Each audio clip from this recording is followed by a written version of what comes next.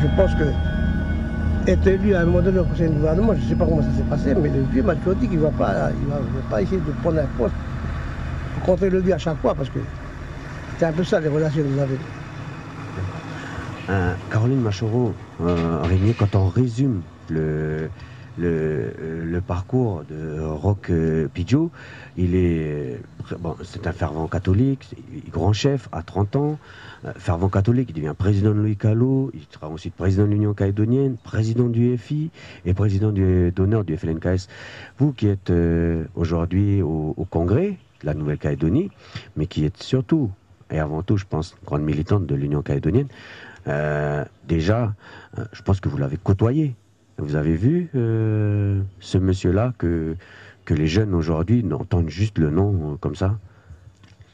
Oui, j'ai eu cet avantage, ce grand avantage, cette grande chance de le côtoyer, mais comme vient de dire Lulu, c'est difficile de parler. C'est difficile de parler parce que nous, on est petits, et c'était des sommités à l'époque. Et comme chez nous aussi, le fait, effectivement, Lucien disait qu'il ne parlait pas d'eux, eh bien, peut-être quelque part, c'est sacré aussi pour nous de parler d'eux. Et déjà, entre nous, les gens, de se parler des uns et des autres, c'est quelque chose qu'on ne fait pas facilement. Qu'ils soient vieux ou qu'ils soient jeunes, c'est sacré un petit peu de parler. J'ai un petit peu cette leçon-là que m'a toujours donnée ma mère, et nous, on est un peu dans la même situation. C'est qu'on ne connaît pas trop nos familles parce que c'est sacré de parler des gens, c'est défendu. Il ne faut pas parler des gens, c'est sacré. Et donc, c'est pour ça aussi que quelquefois, après, on cherche. Les jeunes cherchent aussi qui ils sont et d'où ils viennent. Et surtout quand on a affaire à des personnages comme ça, des personnes renommées comme ça, c'est très difficile d'en parler. Mais effectivement, j'ai eu une grande chance de, je ne vais pas dire de côtoyer, mais de le connaître. Parce qu'il était président du comité local du Mont d'Or à l'époque où j'ai commencé à militer ici, dans le comité local du Mont d'Or, et lui, il était président du comité local. Et le fait qu'il soit député aussi, hein, député, aujourd'hui, c'est peut-être rien. Mais député à l'époque, et puis député kanak là-bas en France, c'est grand. On ne peut pas imaginer ça. Et surtout quand il est député là-bas, mais après on le voit ici, à la tribu. J'ai toujours l'image aussi de quelqu'un en bas sur sa véranda, en Manou. Lucien parlait de Manou, en train de balayer sa véranda. Et les députés, je ne sais pas, je ne peux pas exprimer, voilà. Et puis, l'autre chose qui m'a frappée aussi en tant que président du comité local du Mont d'Or, c'est qu'on a connu des problèmes, à des moments donnés, des problèmes internes au comité local ou à la région Djoubéa, Kapoumé, et quand les choses se discutaient. Moi, j'étais petite à l'époque, je venais de démarrer, donc j'écoutais beaucoup, je ne participais pas au débat, mais j'écoutais les grands parler, et puis les grands, ils parlaient, lui, il restait là, et les grands, ils débattaient, et au bout du compte, après, c'est lui qui clôturait. Et ça y est, il donnait les perspectives, il avait calmé le jeu, mais il n'a pas participé à aucun moment au débat. Et d'autres personnes, mais avec des gens comme lui. Et c'est vrai qu'aujourd'hui, c'est une chance que j'ai par rapport à beaucoup d'autres militants qui n'ont pas eu cette chance-là.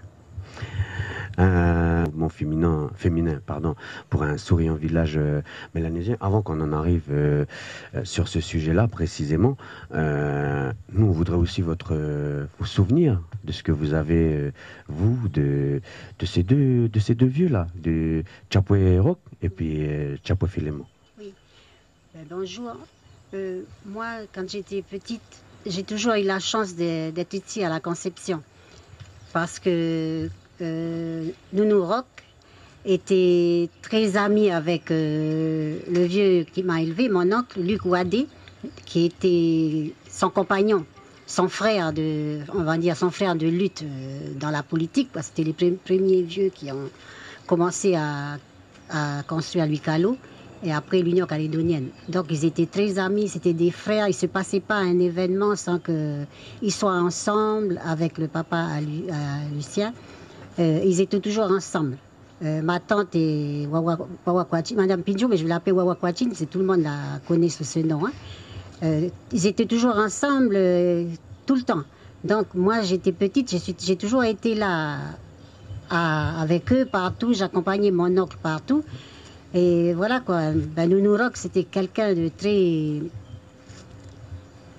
comment dire, il était presque discret. C'est quelqu'un pour qui j'ai une grande admiration, comme Wawa d'ailleurs. C'était un couple vraiment qui se complétait. Hein. Nounou, peut-être il n'aurait pas été ce qu'il était sans Wawa derrière. Parce qu'elle, elle avait du caractère. Hein. Alors c'est elle qui est un peu... voilà. Mais voilà quoi, c'est quelqu'un que c'est des souvenirs que je garde et puis que j'en parle toujours à mes enfants. Parce que j'ai toujours été là dans tous les... D'ailleurs, j'ai été fille d'honneur pour le mariage à leur fils avec Marilus, Joseph Pinjot. Voilà quoi, avec tous les enfants de la Conception. Donc c'est des souvenirs qui ne s'oublient pas quoi. Hein. Alors Marilus nous a rejoint entre-temps. Hein. Bonjour, on peut... un petit peu en retrait par rapport au micro. Alors pour vous, cette semaine-là, j'imagine il y a plein de souvenirs qui remontent un petit peu à la surface.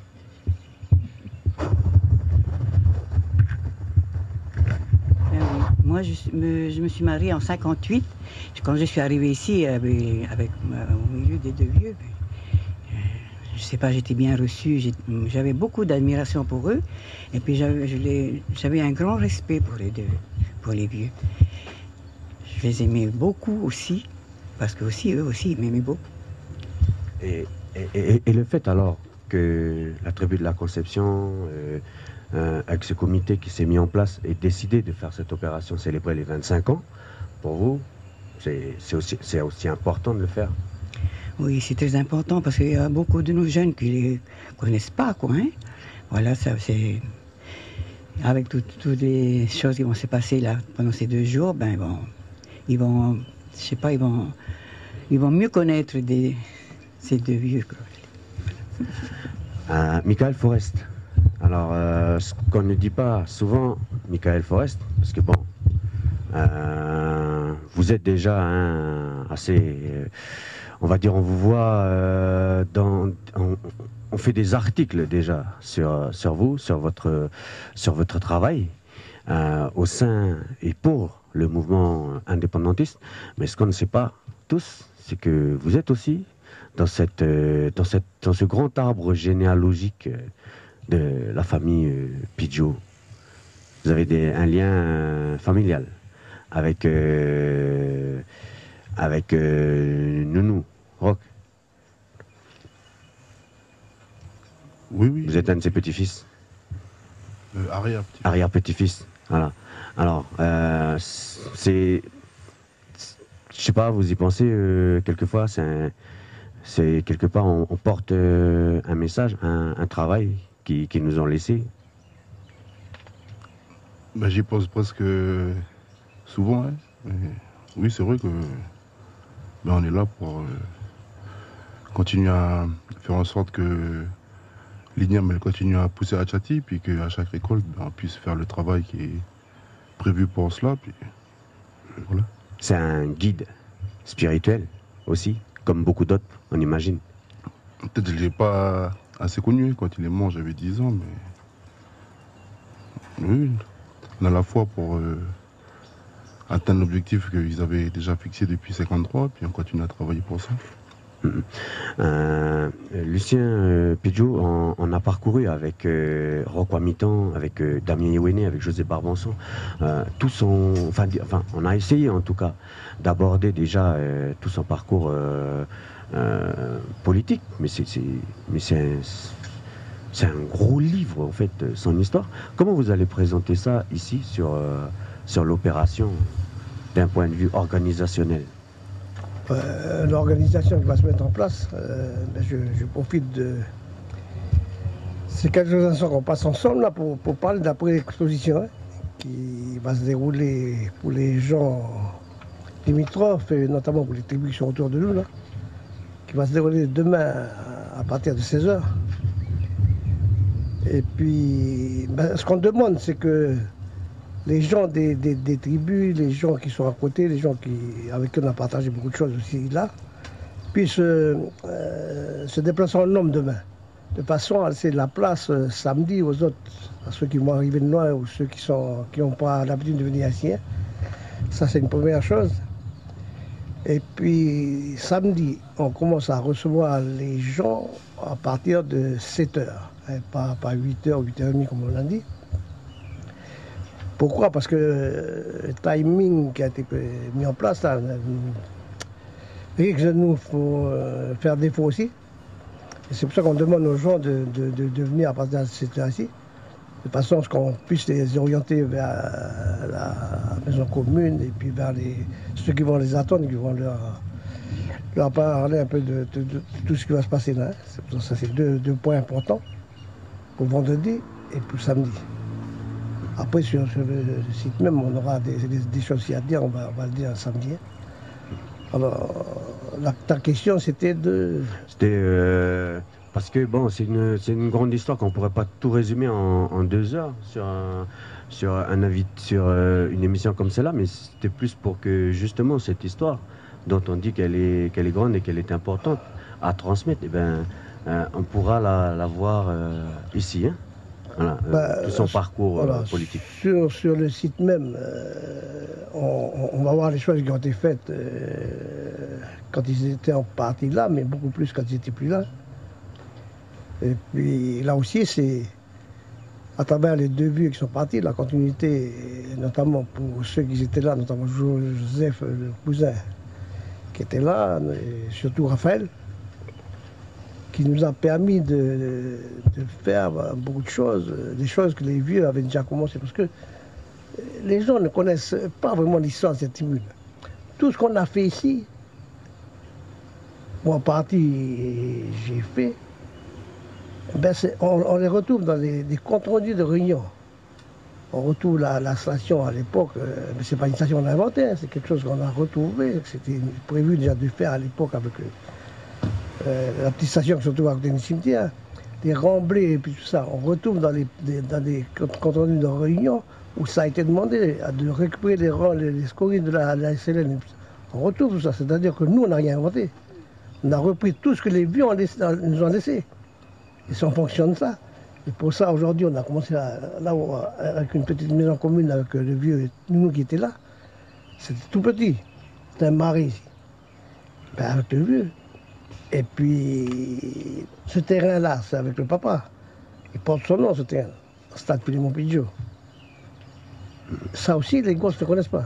Ils ne connaissent pas que cette petite maison-là elle a été faite à la demande des vieux. Ils ne savent pas aussi qu'on a été une des premières tribus. On a été la première tribu à payer l'eau ici. Et puis, on ne va pas expliquer pourquoi, comment, mais on a été la première tribu. On a été une des premières tribus à faire un lotissement tribal.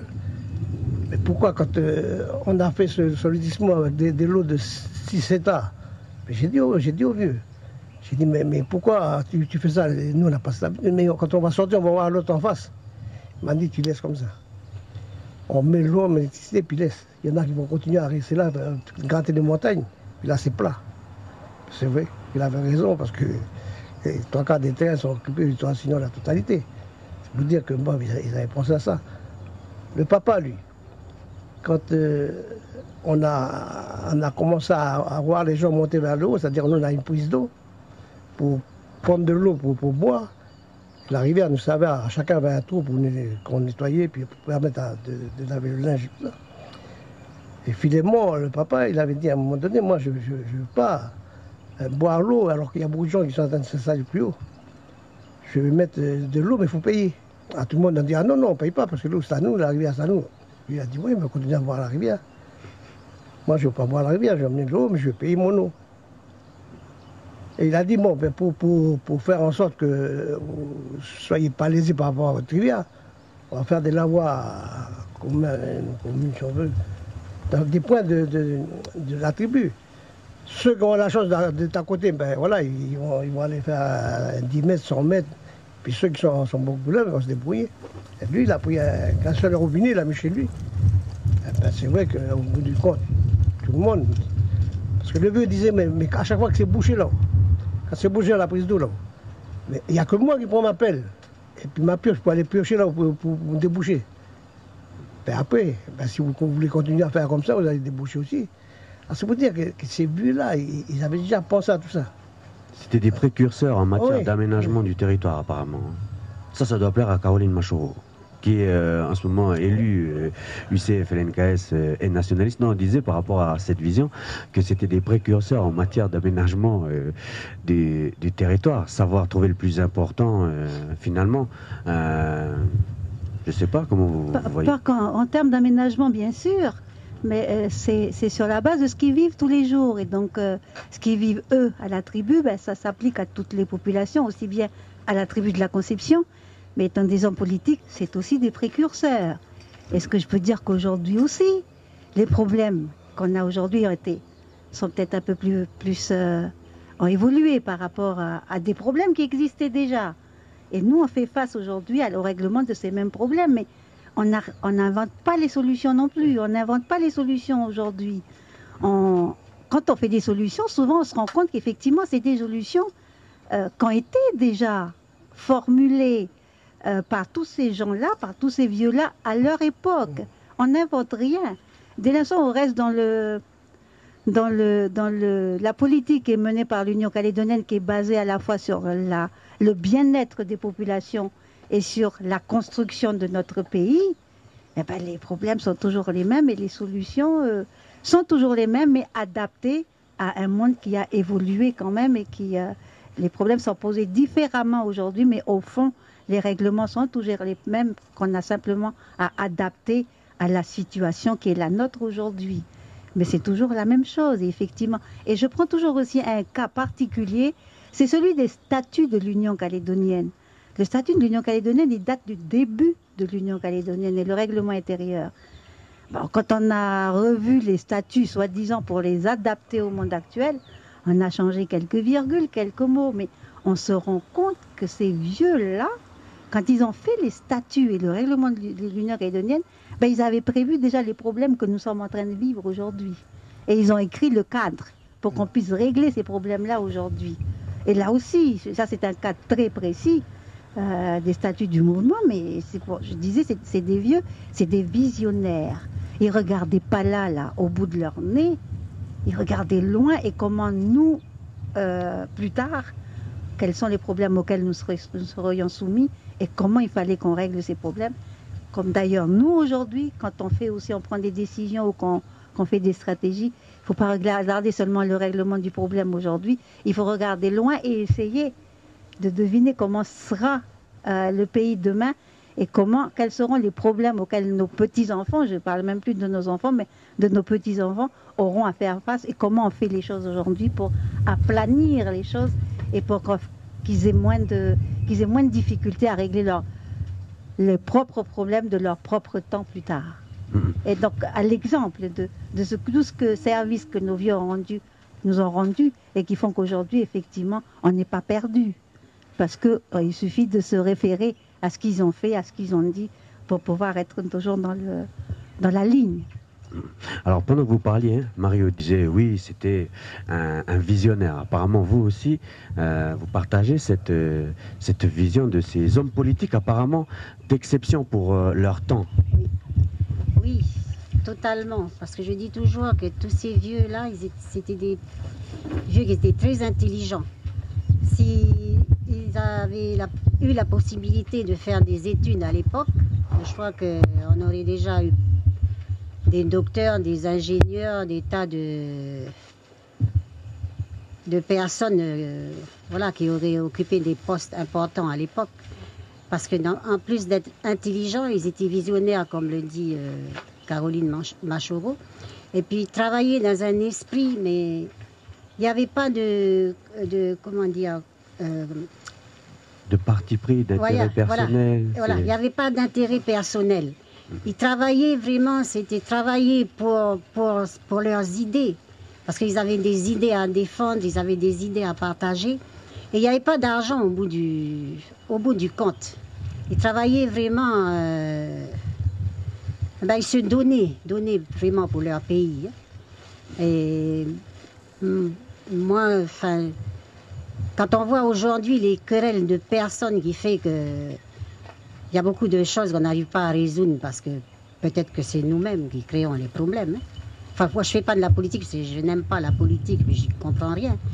Mais je dis quoi, que si tous nos élus avaient l'esprit, travaillaient avec l'esprit de nos vieux, ben, je pense qu'on va arriver à quelque chose. Mais voilà, quand on a eu la chance de connaître tous ces vieux, moi je peux pas, je parle parce que voilà, j'ai toujours été avec mon oncle quand il y avait Louis Callot. J'ai grandi dans tout ça, quoi. Hein. Quand il faisait les réunions de Louis Callot au foyer Saint-Joseph à Nouméa, là-bas. Ben, maintenant, quand je réfléchis, ben, je vois que le travail qu'on fait maintenant dans nos associations, que ce soit en association ou en politique, ils avaient déjà adopté ces méthodes de travail. Parce qu'ils travaillaient déjà en commission.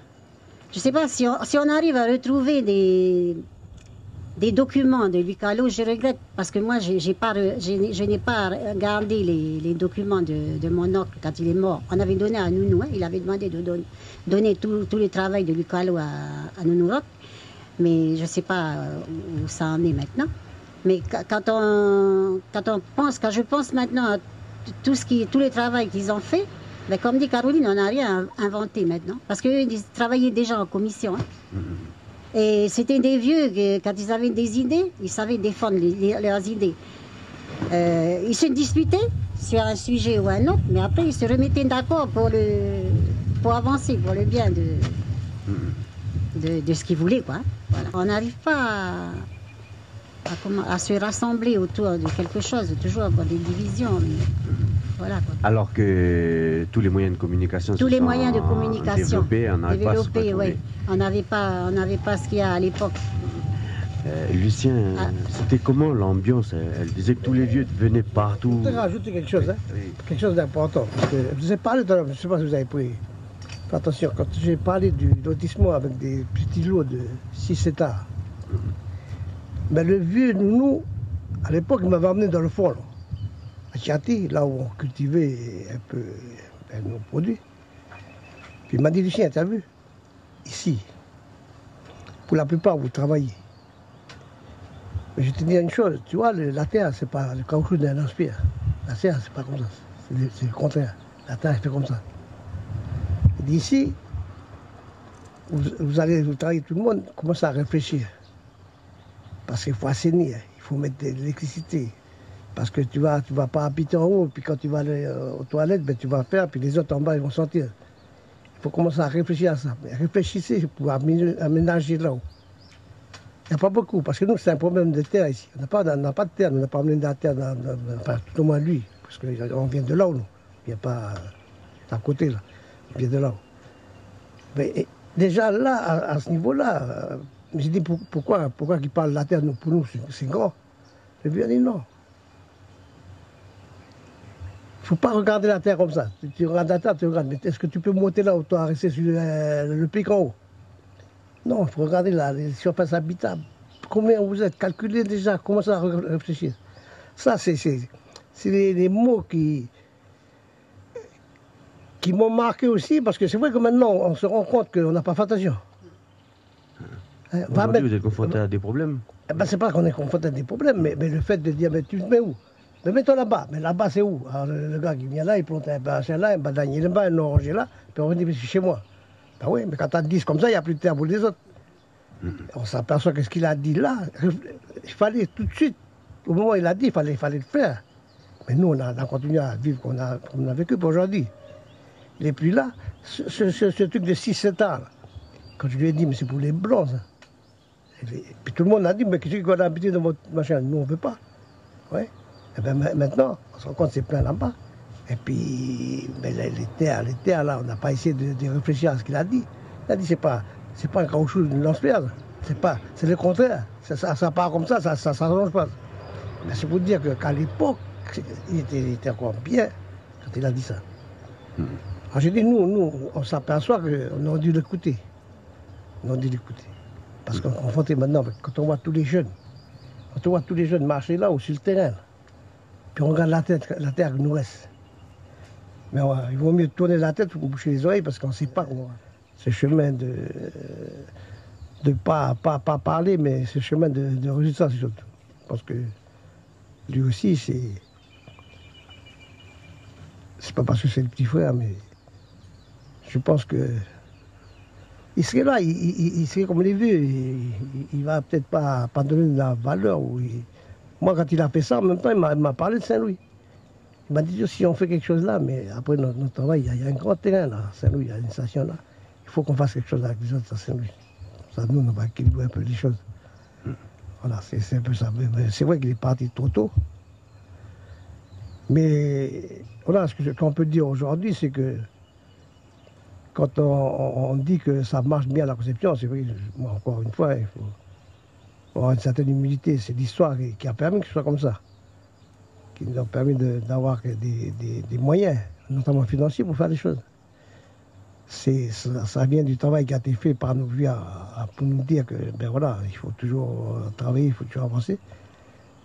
Mais il faut aussi faire en sorte que tout ce qu'on fait, et c'est le souhait qu'on a tout le monde ici, c'est que ça profite à tous les gens de la tribu. Tous les gens de la tribu.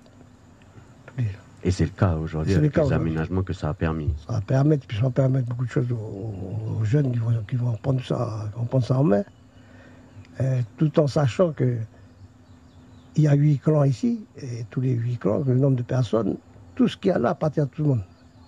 Ça n'appartient pas au Pidjo, au Tonia, aux Jean Côté, au Waka, ça appartient à tout le monde. Et il faut faire en sorte que cet argent qui nous a été apporté, notamment par le travail de ces vieux-là, puis notamment Raphaël, puisse permettre, moi je pense qu'il y a des gens qui vont à l'école, des gens qui s'investissent dans la vie, qui vont créer emprunter pour une habitation, amener les moyens financiers et aider. Mais tout le monde, c'est comme ça qu'il faut faire. Je pense que c'est un peu ce que Raphaël a voulu nous faire comprendre aussi. En faisant ce qu'il a fait, là, moi je pense que les gens ne connaissent pas, on n'en parle pas. Mais les gens ne savent pas ce qui a été fait par Raphaël. Ils ne savent pas. Caroline, c'est ce que dit Raphaël apparemment, à entendre Lucien. Ça faisait partie de son personnage que vous avez bien connu. Tout à l'heure, on parlait de tous ces vieux qui ont fait des choses pour la tribu. L'eau, l'assainissement, installer les jeunes. Quand on regarde un petit peu ce qu'a fait Raphaël après, je ne sais pas combien d'années plus tard, ben c'est toujours dans le même état d'esprit. C'est que nous avons du foncier, il faut valoriser ce foncier et pour la population, pour permettre d'améliorer notre bien-être dans les tribus, pour permettre d'améliorer notre cadre de vie, pas pour avoir de l'argent, parce que le foncier représente de l'argent, pas pour avoir de l'argent pour de l'argent, mais pour que cet argent serve effectivement aux populations de nos tribus. Et ce qu'il a fait ici, à la Conception, avec la valorisation du foncier, où il y a la station en bas, où il y a le lotissement artisanal, là, la zone artisanale, il a aussi fait ça ailleurs. Il a aussi fait ça, mais c'est toujours le même principe. Il faut que l'on puisse valoriser les choses et puis que ça serve aux tribus. Il a fait ça quand il était à la Sophie-Nord, ses projets d'actionnariat populaire. Il a mis en place la ferme de Wébouillon. La ferme de Wébouillon, le capital, c'est qui? Eh bien, ce sont les gens des tribus, c'est les associations de femmes aussi, qui ont mis un peu d'argent dedans. C'est ça l'actionnariat populaire. C'est pas que ça serve à un patron, Kanak, même Kanak. Non, c'est pas ça. C'est que la majorité des Kanaks puissent participer à ça. Participer déjà pour créer les sociétés. Ça leur permet d'avoir un pied dans la gestion de l'économie du pays. Parce que on n'est pas nous nés pour faire ce genre de choses, pour apprendre, parce que l'économie évolue, mais il faut qu'on arrête d'être à côté.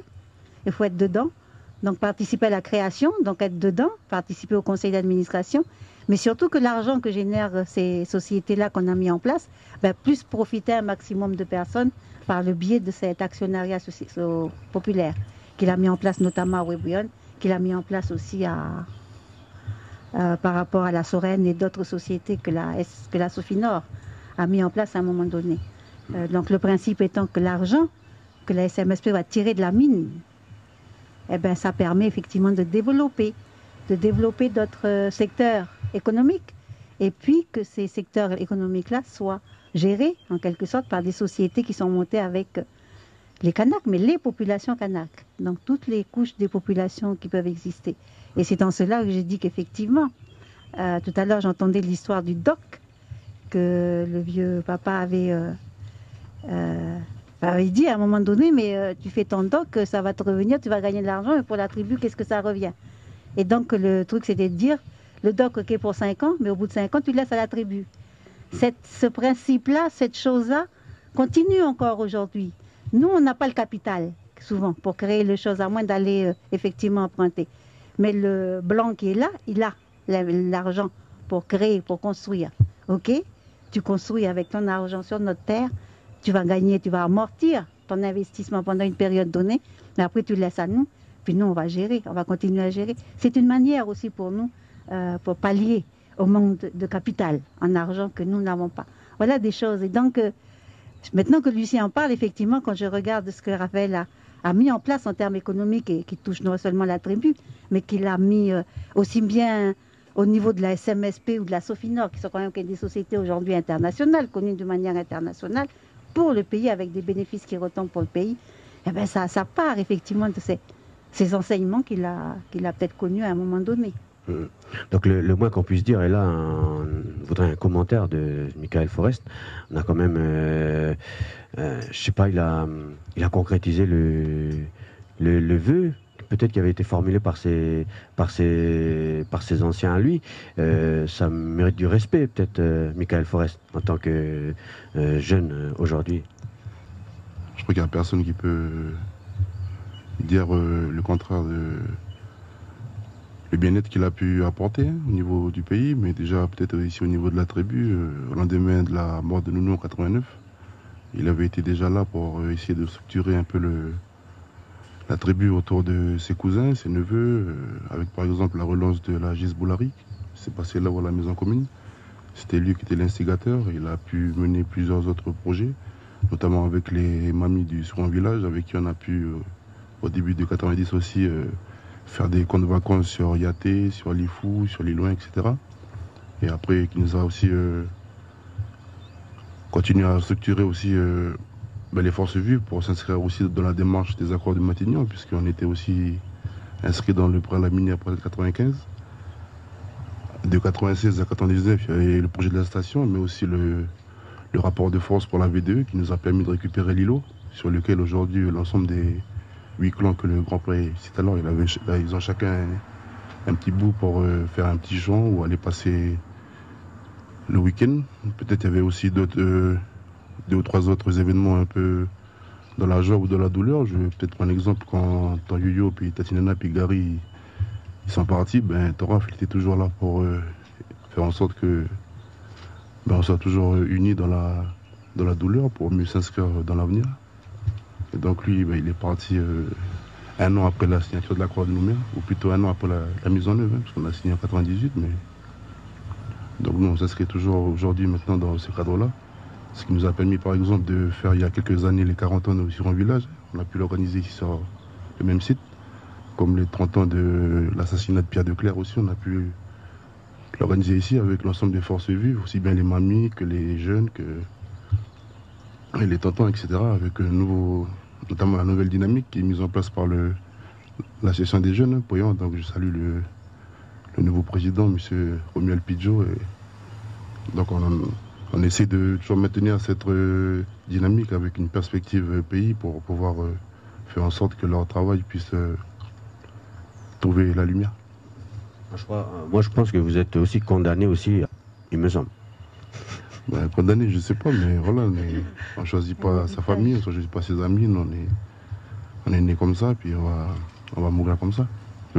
Marie-Odile, qu'est-ce que vous pensez du... Bon, on a dit que cette station c'était pour la conception, mais il y avait d'autres projets aussi, qu'il fallait aussi s'occuper de Saint-Louis.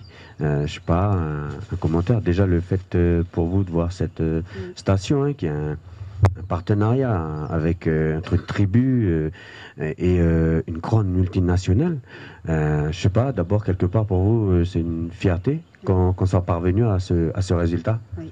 Moi j'ai toujours admiré Raphaël en tant que jeune pour le travail qu'il fait. On a toujours été fiers de lui. Et puis pour le travail qu'il a fait d'abord ici dans sa tribu, la conception, et puis ensuite au niveau du pays. Ce qu'on regrette, c'est que il soit parti trop tôt. Hein.